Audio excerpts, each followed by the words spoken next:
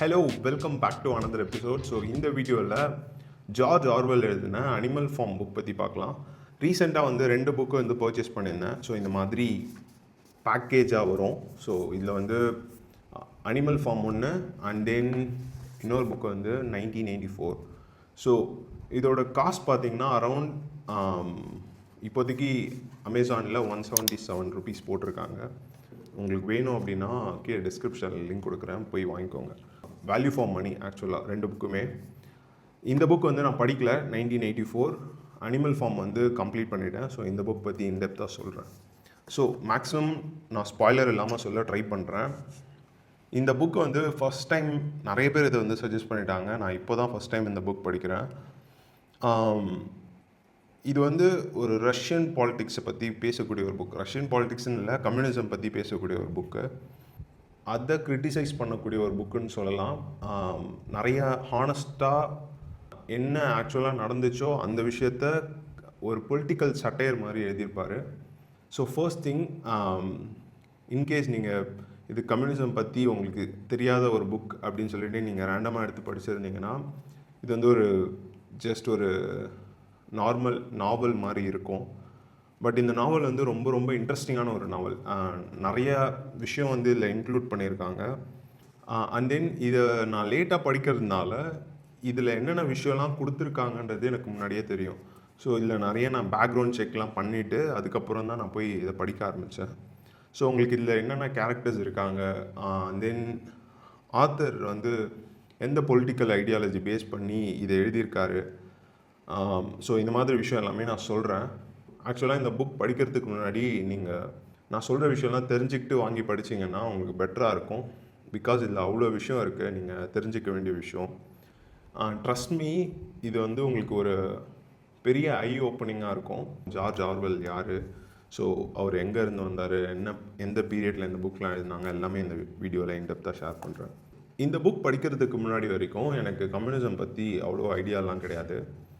என்னோட அந்த ஐடியாலஜி பற்றி தெரியும். ஃபார் எக்ஸாம்பிள், ஒரு ஒடுக்கப்பட்ட மக்களுக்கான ஒரு குரல்னு சொல்லலாம்.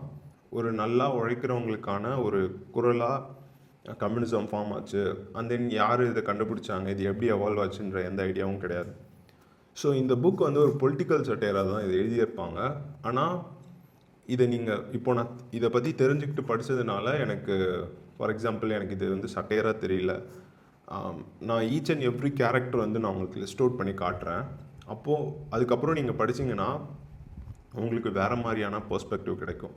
நீங்கள் அது படிக்கும்போது இதுக்குள்ளே இவ்வளோ இருக்கா அப்படின்ற மாதிரியான ஒரு தாட் கிடைக்கும். இந்த புக் வந்து ஜஸ்ட் வந்து ஸ்டார்டிங் பாயிண்ட் தான். கம்யூனிசம் பற்றி தெரிஞ்சுக்கணுன்னா இந்த புக் படித்தா மட்டும் போதாது. ஃபார் எக்ஸாம்பிள், இப்போது ஜார்ஜ் ஆர்வெல் வந்து இதில் வந்து ஒரு விஷயம் சொல்லியிருப்பார்.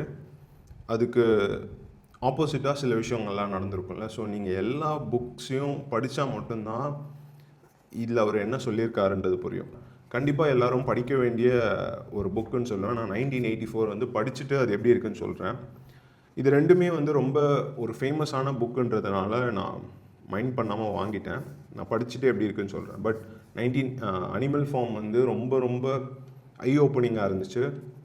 என்னோட பாயிண்ட் ஆஃப் வியூவில் இந்த புக்கில் வந்து அவர் சொல்லியிருக்க விஷயம்லாம் பார்த்திங்கன்னா நிறைய ட்ரூத்ஸ் அபவுட் பவர், பாலிட்டிக்ஸ், அதுக்கப்புறம் வந்து கரப்ஷன்ஸ், ஸோ இந்த மாதிரி எல்லா விஷயத்தையும் சொல்லியிருக்காரு.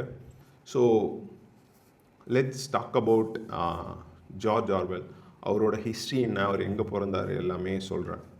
இந்த புக்கை பற்றி பார்க்குறதுக்கு முன்னாடி அவங்க அப்பா அம்மாவை பற்றி சொல்கிறேன். அவங்க அப்பா வந்து இந்தியாவில் பிரிட்டிஷ் சிவில் சர்வெண்ட்டாக ஒர்க் பண்ணிட்டு இருந்திருக்காரு. பிரிட்டிஷ் கொலோனியல் கவர்மெண்ட் இருக்கும்போது சிவில் சர்வெண்ட்டாக அவங்க அப்பா ஒர்க் பண்ணிட்டு இருந்திருக்காரு. அவங்க அம்மாவும் பிரிட்டிஷ் தான். பட் இவர் எங்கே பிறந்தாருன்னு பார்த்தீங்கன்னா பீகாரில் 1903 வந்து இவர் பிறந்திருக்காரு. ஸோ இவரோட எத்னிசிட்டி வந்து பிரிட்டிஷ், ஆனால் இந்தியாவில் பிறந்திருக்காரு. அதுக்கப்புறம் வந்து நிறைய இடத்துக்கு ட்ராவல் பண்ணியிருக்காரு. ஸோ இப்படி தான் அவரோட லைஃப் வந்து ஸ்டார்ட் ஆகுது. ஸோ இந்த புக்கில் அவர் யாரை பற்றி எழுதியிருக்காருன்னு பார்த்தீங்கன்னா, நான் நிறைய பேர் இதை பற்றி ஆர்டிகல்ஸ், நியூஸ் எல்லாமே விட்டுருக்காங்க. நீங்கள் போய் படித்து பார்த்தீங்கன்னா தெரியும். ஜார்ஜ் ஆர்வெல் வந்து எதை பேஸ் பண்ணி இதை எழுதியிருக்காருன்னு பார்த்தீங்கன்னா, சோவியத் யூனியனில் இருந்த கம்யூனிசம் பற்றி தான் இதில் அவர் எழுதியிருக்காரு. ஸோ இந்த ஆர்டிக்கல் வந்து இதில் கொடுத்துருந்தாங்க. இதில் பார்த்தீங்கன்னா உங்களுக்கு தெரியும், Orwell targets Soviet Union brands of communism. Orwell வந்து எதை டார்கெட் பண்ணுறாருன்னு பார்த்தீங்கன்னா, சோவியத் யூனியனோட அந்த கம்யூனிசம் பற்றி பேசியிருப்பார்.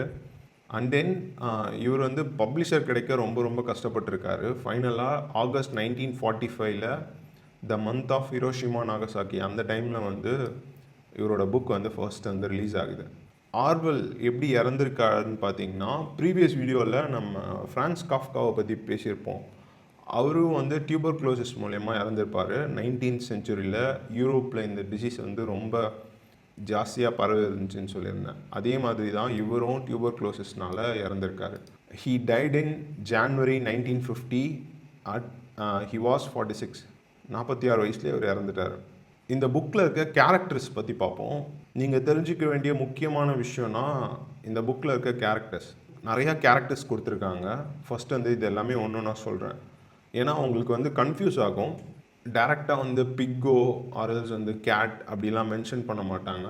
ரேராக ஒரு இடத்துல ஃபர்ஸ்ட் மென்ஷன் பண்ணிவிட்டு மற்ற எல்லா இடத்துலையும் அவங்களோட நேம் வந்து மென்ஷன் பண்ணுவாங்க. அதுக்காக இது வேணும்னா இந்த ஸ்க்ரீன்ஷாட் எடுத்து வச்சுக்கோங்க.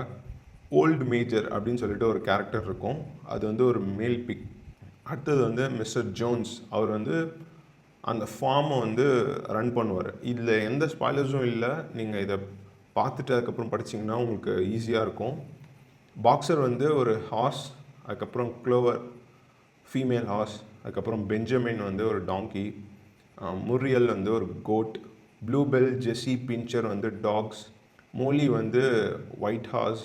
இது எல்லாமே நேம்ஸ் தான் கவுஸ் வரைக்கும். ஸ்னோபால் வந்து ஒரு பிக்கு, நெப்போலியன் வந்து பிக்கு, ஸ்குயிலர் வந்து பிக்கு. அந்த கேரக்டர்ஸ் வந்து பாலிடிக்ஸ் கூட கனெக்ட் பண்ணியிருக்காங்கல்ல, ஸோ அது என்னென்ன கேரக்டர்ஸ் யார் கூட கனெக்ட் பண்ணியிருக்காங்கன்னு பார்க்கலாம். மிஸ்டர் ஜோன்ஸ் வந்து அவர் தான் அந்த ஃபார்மர் அப்படின்னு சொல்லிட்டு கொடுத்துருந்தாங்க.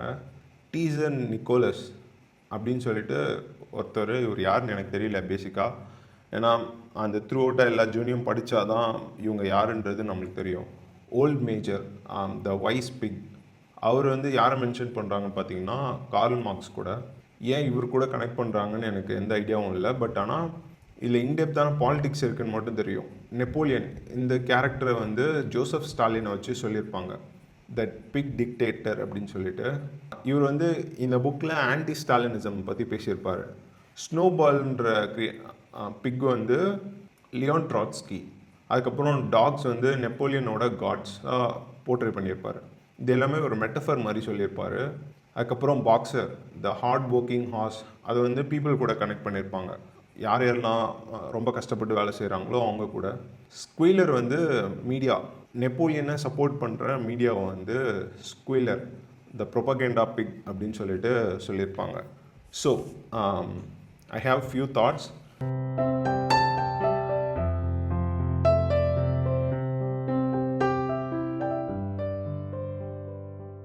இதெல்லாம் தான் வந்து அந்த கேரக்டர்ஸ், அது கேரக்டர்ஸ் கூட இருக்க பாலிடிக்ஸ். ஸோ இந்த புக்கில் நான் இப்போ சொன்ன விஷயம் எல்லாமே நீங்கள் கனெக்ட் பண்ணி பார்த்தீங்கனாலே மேஜராக உங்களுக்கு வந்து இவங்க என்ன சொல்ல வராங்க, அதுக்கப்புறம் இவங்க சொல்ல வர விஷயம் எல்லாமே உங்களுக்கு புரிஞ்சிடும். ஸோ இந்த புக்கை பேஸ் பண்ணி நான் உங்களுக்கு ஒரு கைட் மாதிரி கொடுக்கணும் அப்படின்னா, நீங்கள் கார்ல் மார்க்ஸ் பற்றி ஃபர்ஸ்ட்டு படிங்க கம்யூனிசமில். அதுக்கப்புறம் ஜோசப் ஸ்டாலினோட பயோகிராஃபி ஏதாவது இருந்தால் படிக்கலாம்.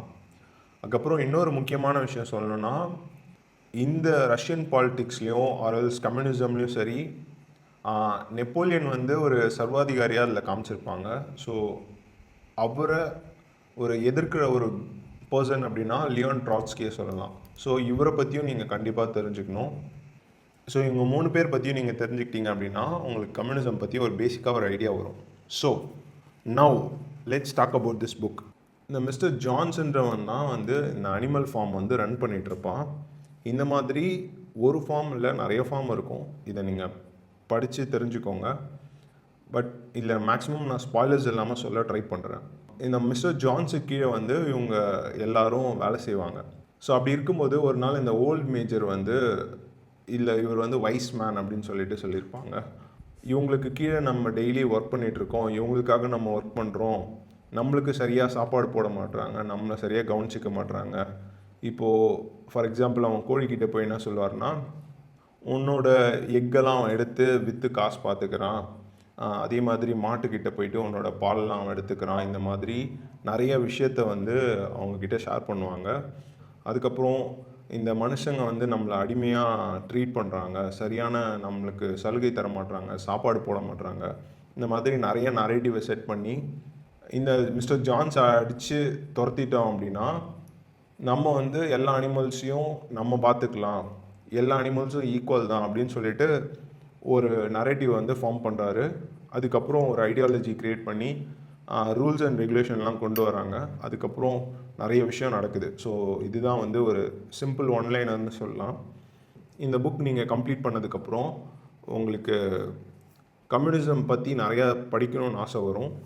அதே 1984 இந்த 2 புக்கையும் படிச்சுட்டு அதுக்கப்புறம் போய் நீங்கள் மற்ற புக்ஸ் கார்ல் மார்க்ஸ், ட்ராட்ஸ்கி, அதுக்கப்புறம் வந்து ஸ்டாலின் பற்றி நீங்கள் படித்து தெரிஞ்சுக்கோங்க. So that's a thing. And then நீங்கள் இந்த சேனலுக்கு புதுசாக இருந்தீங்க அப்படின்னா என்னோட கெஃபைன் பேஜஸ் நியூஸ் லெட்டர் இருக்குது, please go and check it out. That's it. Thanks for வாட்சிங் this video. Have a nice day. Bye.